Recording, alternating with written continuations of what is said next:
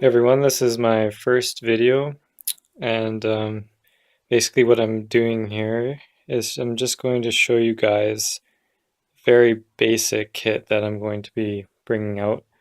Uh, I'm going to be bringing it out just for one overnight stay, and this is an incredibly cheap, very simple kit. I'm not really bringing too much. I'm not bringing any food. The only item that you don't see here that I'm bringing is a tarp, and I believe it's an 8x6 general tarp.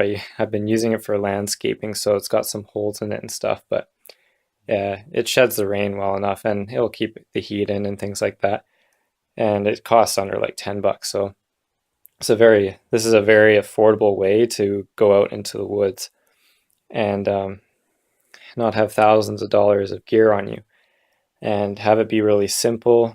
Just bring a few tools and like go around your house and go into all your cupboards and search for items that you think that you could use instead of just going on Amazon and spending like hundreds of dollars on all these like fancy things, and just kind of gather what you can at home first before you even purchase anything, and then just fill in the gaps as you go, and you'll have a pretty reasonable kit like I do here. So I'm going to just start off, obviously the fun part, the cutting tools. This is a Fisker X7 made in Finland. It's a good axe, good little camping hatchet. It's I know it's not a wood handle or anything, but for what I'm doing, this is awesome. This is a really good hatchet. It bites into wood really well. It comes quite sharp compared to the other hatchets that you find in its price point. If you go to Home Depot or something and just get the standard axe, it's going to be so dull that you're already going to have to sharpen it up before you even get to use it. That's just ridiculous in my opinion. So this comes, you can use it right away. You don't need to sharpen it. I mean, it's not going to cut hairs or anything, but it bites the wood really well. Next thing I got, the Companion. This is pretty standard. I'm filming this with my cell phone, so bear with me. Pretty standard knife. It's got that rat tail tang, I believe, and it's got some sap on it. I didn't spend too much time cleaning, but this thing, it is sharp. It comes pretty sharp too. They do it's a really good job for the price you pay. I mean, I bought this was like 16 bucks on Amazon, and plus like, I don't know, 8 bucks in shipping or something. And it's really good knife for the price point. And I pretty much think everyone recommends this, and it's a great starting off knife, especially if you don't have much money. This axe will run you around $30. I found this one at Walmart, surprisingly. Okay. I have a simple folding knife that I've had since I was like 12 years old. I don't know. I think it's made in Brazil. Stainless Brazil. Yeah. I don't really use this. This is like a backup knife. It's got some wobble in it. When you press down, it's got some wobble in there. And one thing I might use it for is to strike the fire steel that I have, because I hate using the striker and I don't really care too much for this blade. So this is just, I mean, if I have to, I can use this thing. But I'll be using the Mora pretty much for everything as far as a knife goes. I do have a little Leatherman, and this wasn't mine. This was given to me, and I don't think I'll even be touching this thing, but it's just a backup little blade here. Let's see if I can fold it out with one hand. And yeah, it's got some scissors that probably will never get used, and some tools, a little blade and stuff. But the good thing about this is it comes with this thing, so I can pop it on my belt. And it's just a backup. I probably won't even touch it. This is, I mean, retail, this is probably more expensive than these things. I'm not really sure because I didn't get it and it was just handed down to me. So this is not necessary. It's just a personal thing that I have. I have this mint tin that I might experiment with and create it into a char cloth. I got some 100% cotton in there, and like I'll probably, you got to poke a hole in there and stuff.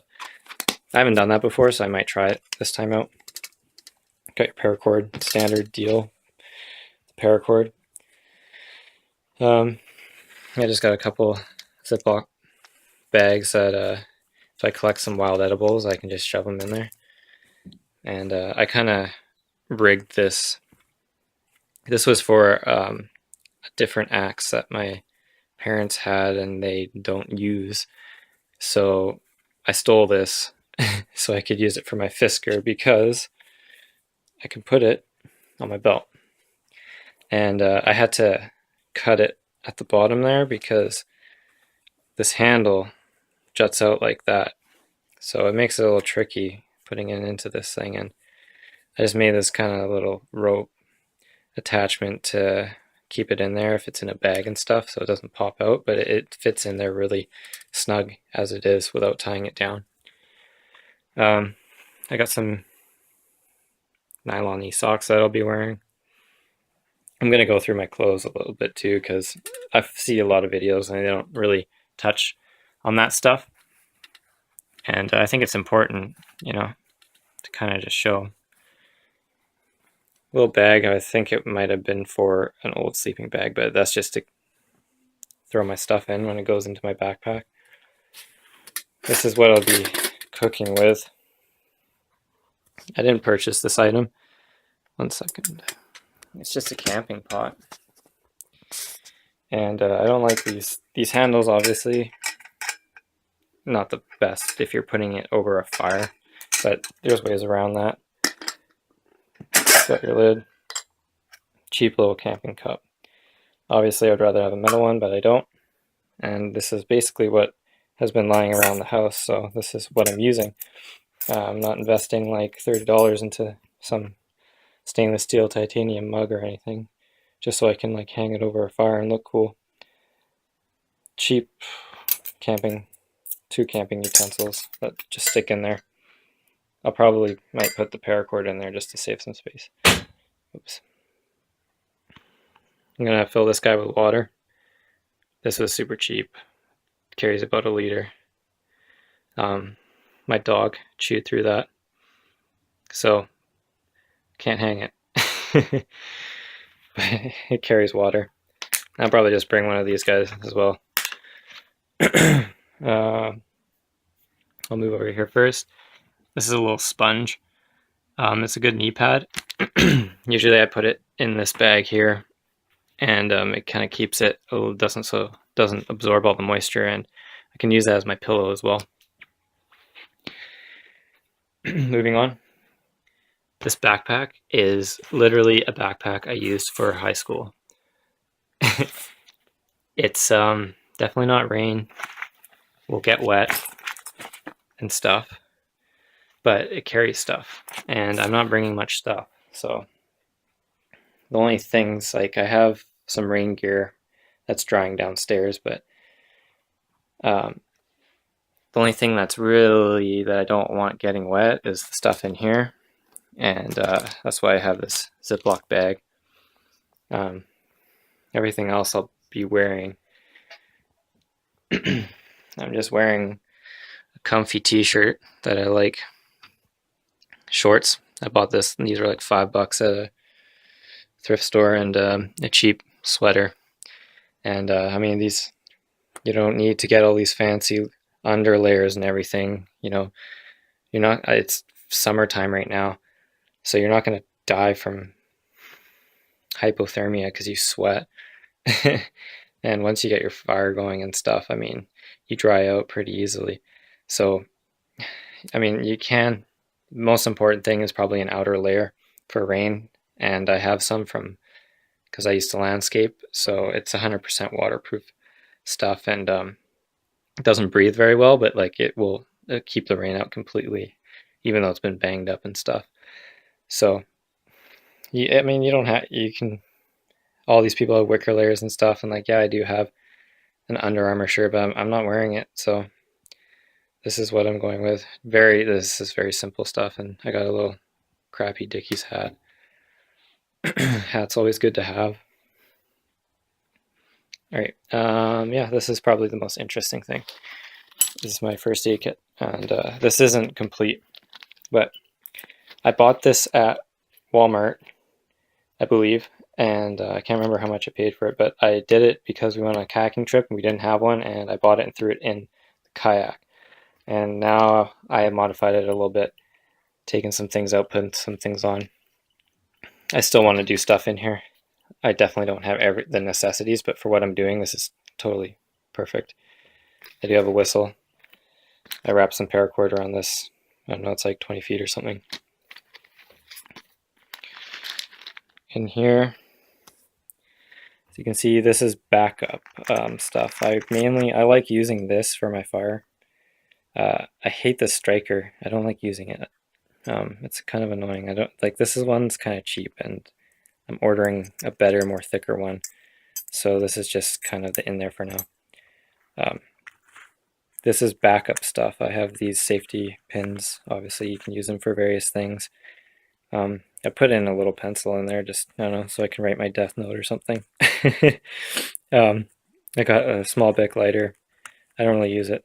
A really small Swiss Army knife that was given to me, so this is not mandatory.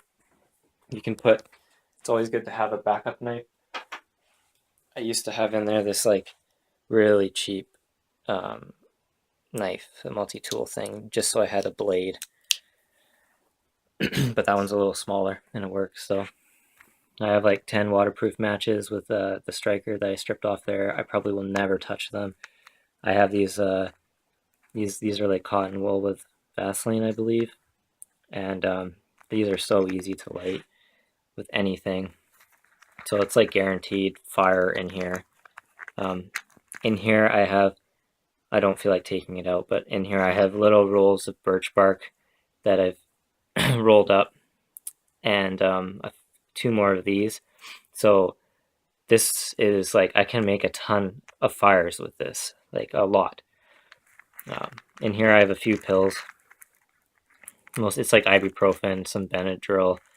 My girlfriend's allergic to bees and stuff, so that's mandatory. I usually put an EpiPen in here for her too. I got, yeah, the basic stuff. I need to put in, for longer stays, I need some diarrhea and some stomach things. So that's going to get added, obviously. Found this little sewing kit lying around. And yeah, that's sweet. I don't really have to put one together. Try to put these things in plastic bags just because it's best to be extra sure everything's waterproof.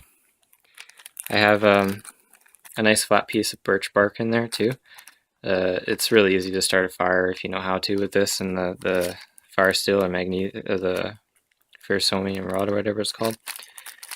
In here it's just standard band-aids, some gauze and stuff, some swabs, some alcohol pads. I think there's stinging nettle relief. I'll just open it up. So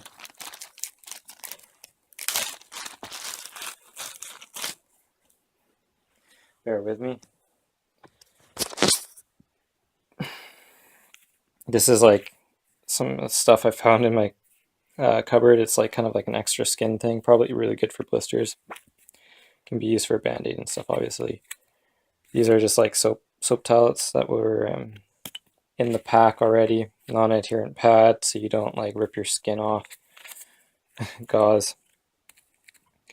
Water purification tablets. This is like 1 liter. It's 2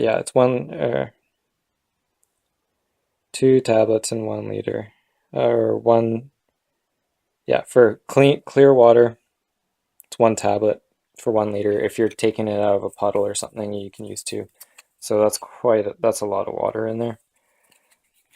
And this I'll be using this pot. mostly for purifying water, but I'm bringing water, so I don't really need to do that this time around, what I'm planning to. So that's all just backup stuff. That's if you're really stuck and probably will never touch it. I do have one of these, another one of these big Ziploc bags that can be used as a container to purify water with the tablets, and to carry stuff and do whatever you want with it. Put in this duct tape. I know that not everyone, one sec, not everyone carries duct tape, but can repair a tarp, repair damaged clothing, you know, can you wrap around here for a bandage. You can do quite a lot of stuff. It's very versatile. You can make quarters and stuff. It's like, I think it should be in anyone's backpack. I mean, if you have like buckles breaking and stuff, you can just duct tape the crap out of something and keep it there instead of messing around with like paracord and making something fancy. You know, if you're on the move, you want to just duct tape something. This is, yeah, I think this is a gauze or something, just put over a wound. I don't know, I might, yeah, I'll just keep it in there for now. Got a space blanket. Square of tinfoil. And a condom. And that obviously can be used for multiple things. Okay, under here is for the girlfriend. She has extra pads and stuff. Yeah, that's backup. That's just in case. It might last a day in that scenario, so hopefully you can get out if you're just relying on this as a female, but preferably she's going to be carrying more of that stuff instead of just, you don't want to rely on this. It's just backup. But yeah, obviously these pads can be used for multiple things, not just for the women stuff. So yeah, this is very simple. No food in here. This is cheap, and then this is a lot of stuff that I found around the house that I've built into it. And I want to add survival fishing kit, mirror, compass, a few other things, and integrate it into here. And yeah, I think it's definitely, it's totally perfect for what I'm doing. I'm not suggesting that people like go out here and try to like survive off of this for a long period of time, but if you're out there for a night, this is more than enough to get by. And the most important thing is water, really. So if you bring this much water, like, you're not going to die. And like, all this stuff is like, if you did happen to have a bad injury or something, you can manage it, and you should be able to walk out if you're only doing one overnight stay. And I don't have any sleeping stuff in here. No sleeping bag, no sleeping pad and stuff. So because it's only one night, I'm perfectly fine for myself to just either tough it out or, you know, make my own natural kind of bed depending on weather and things like that. With a tarp, you know, you're going to be dry. So it's a personal preference. I don't want to carry a sleeping bag. It takes up a lot of space in this little backpack and stuff, and I don't really need a mat. It's not cold enough. So it's the scenario that I'm in, and I suggest that everyone designs their kit like towards their scenario. If you're going towards winter time, like, you need to change your stuff. You can't just rely, like, can't just be an all-around thing. You know, it's always changing depending what you're doing. You know, if you're going out hunting, if you're going out fishing, if you're just going to do what I'm going to do and try to find wild edibles, then you design your kit accordingly. And it doesn't have to cost a lot of money. You don't have to spend like hundreds, thousands of dollars on Amazon to go out in the forest and enjoy yourself. You know, that's the main reason for this video, is that, like, literally, this is more than enough. You can make like a sweet setup, you know, with thermal walls and all this stuff, just with like the hatchet. You don't even need to necessarily bring the knife. But, and you know, the knife, it does a lot of stuff too. So, I mean, you don't even need to necessarily bring the axe for one overnight. So it depends what you're doing. You don't need all the comfort that typical camping provides. You don't have to bring a tent. You don't have to do these things. It's all personal preference. Don't don't worry about getting your hands dirty. Uh, make it really simple. Make it easy for yourself.